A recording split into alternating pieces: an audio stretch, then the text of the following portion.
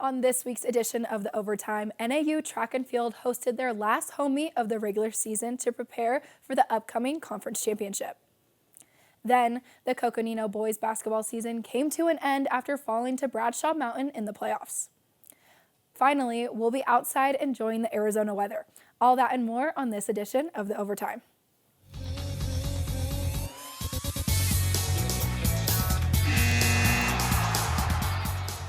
Hello and welcome to The Overtime, Northern Arizona's only sports show.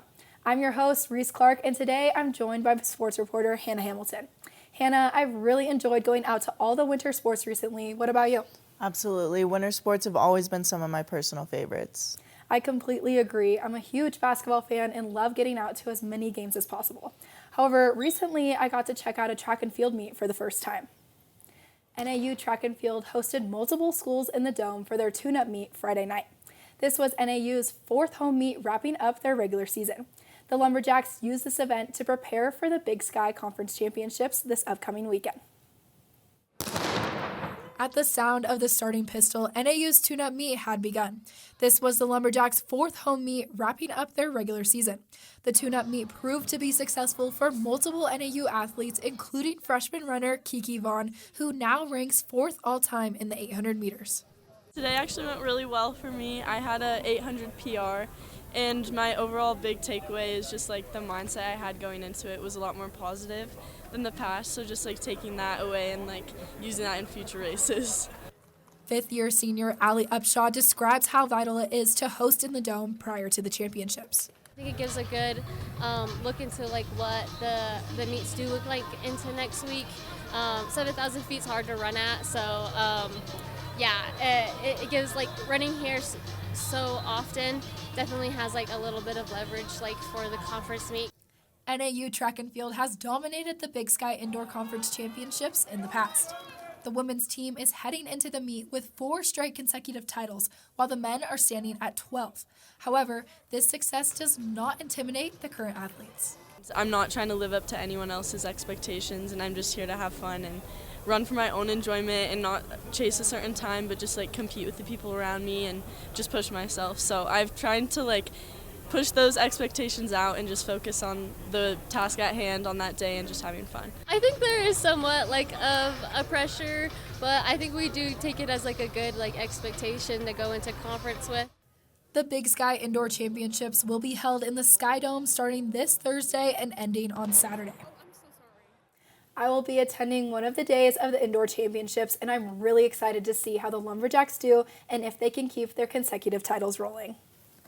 On Saturday, I covered NAU men's basketball as they hosted Eastern Washington in the Sky Dome. Prior to the game, both teams and fans celebrated Carson Tout after he entered the exclusive 1,000 career rebounds club. NAU men's basketball beat Eastern Washington on Saturday in their second-to-last home game of the season, 87-67. Carson Tout was celebrated prior to tip-off for reaching 1,000 career rebounds. However, he ended the first half with none. I think our guys were crashing. We're boxing out, we're crashing. Hit, find, get, what we preach on rebounds. So, I think the more that it can be spread out like that, then I think we're doing our jobs even better. NAU shot 5 for 5 from three-point range, ending the first half with a total of 41 points, and started the second half 8 for 8 from beyond the arc, making it their best shooting game of the season. It was good to see. I loved our 41 points and our pace. We really talked about getting out in transition and running into our concept on that and trusting one another in NAU basketball. And to put up 87 points today, we most certainly did that.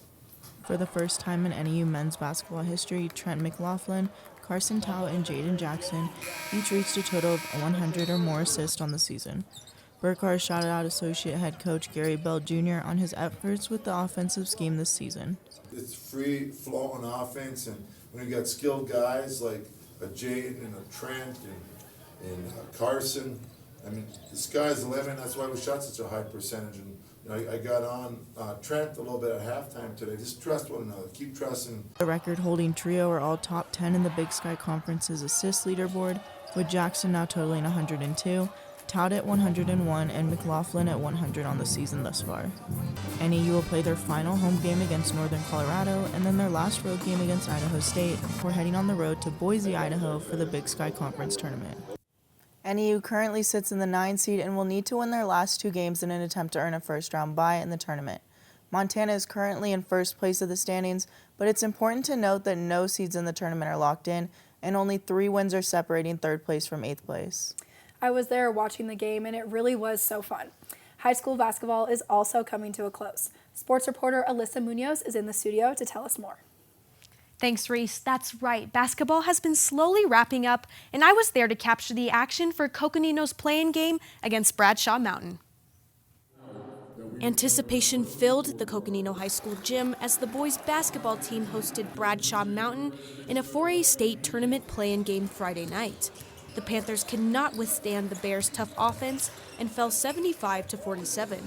Head coach Cooper Elliott expressed disappointment about the team's performance and what he believed was the main factor contributing to this loss.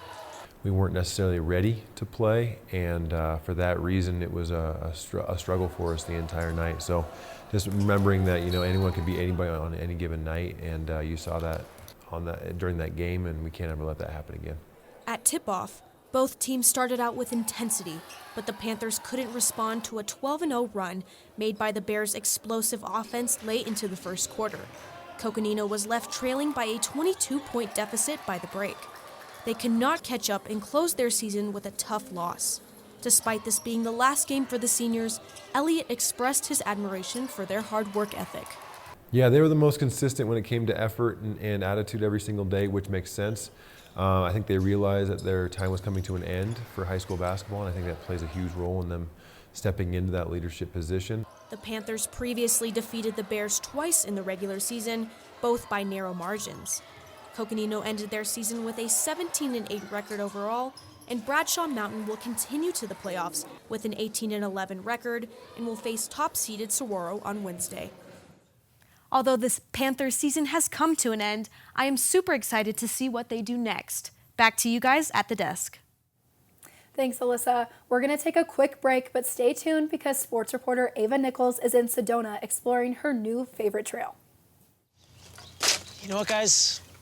There's a lot of tree branches and dry brush over here. We should probably move the bonfire over there.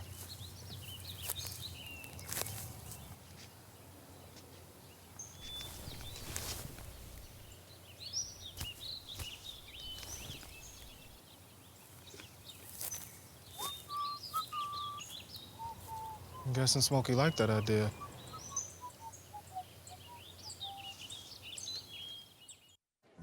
The black truck? Hey, Christina from accounting. Yeah, hi. Hey, I used to date a girl named Christina. Oh, really? Yeah, and then she dumped me for my best friend. You want to see some photos of them that I took? I don't. I thought we talked about this, buddy. Buzzed and overshared again? Yeah. Yeah. I'm gonna call a car. That's a smart idea. So yeah, I know, that's why I did it. Hey, you're gonna get back to the top of the mountain. Does that mean I'm gonna get back with Christina? No. Oh. No. Welcome back to the Overtime. Today I am in sunny Sedona to show you one of my favorite hikes. Today we're hiking on an easy to moderate trek along the Little Horse Trail to Chicken Point, one of Sedona's less traveled routes. Whether you're a beginner or an experienced hiker, this trail offers something for everyone. It's 3 miles round trip, and with an easy pace, it should take about 2 hours to complete. You will begin at Bell Rock Pathway, which connects to Little Horse Trail. Little Horse is a premier spot because it connects to several other trails, including the Llama Trail, Chapel Trail, and the Broken Arrow Trail, giving hikers many options to extend their hike.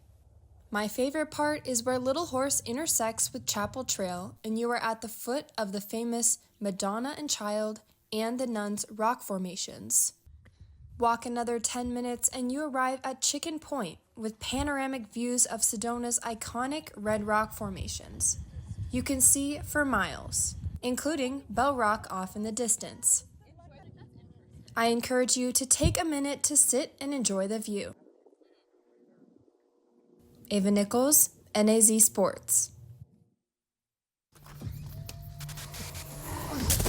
Multiple studies have shown that marijuana can slow both driver reaction and response time, which can be really dangerous. He's here. He's here. Wait. What? I can't drive. Why? My. Oh.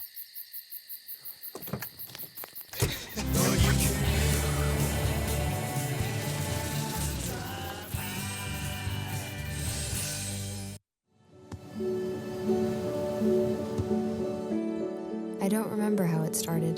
Go to that. Our back and forth.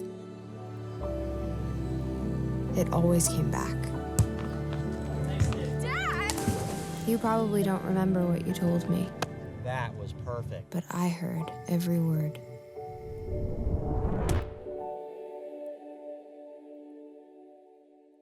Welcome back. That looked beautiful. I'll have to check out the trail.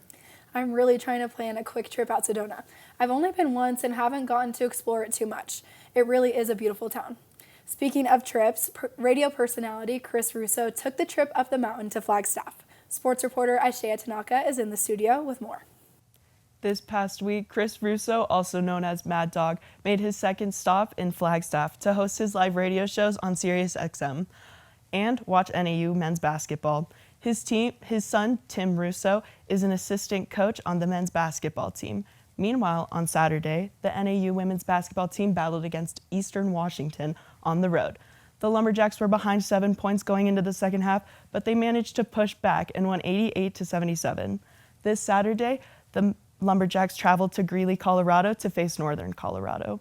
Also on the road this weekend, Friday morning, the NAU women's tennis team kicked off Big Sky matches with a 7-0 victory against Idaho State. The Lumberjacks will return home to host their next match against New Mexico on Sunday at 11 a.m. That's all the updates I have for you guys tonight. Now back to Hannah and Reese on desk. Thank you, Aishea, and thank you all for joining us for this edition of The Overtime. I would like to thank our sports reporters Ava Nichols, Alyssa Munoz, and Aishea Tanaka. And I'd also like to thank my co-host Hannah Hamilton. I'm Reese Clark, and we'll see you next Tuesday for the next edition of The Overtime.